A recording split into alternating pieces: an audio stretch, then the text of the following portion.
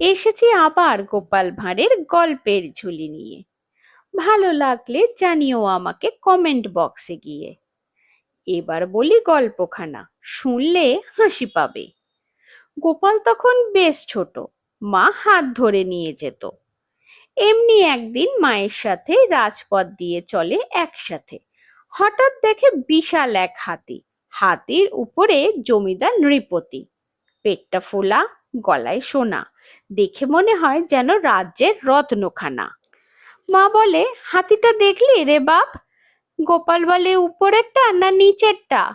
দুজনেই তো মোটা, তাই কঠিন বোঝা সেটা।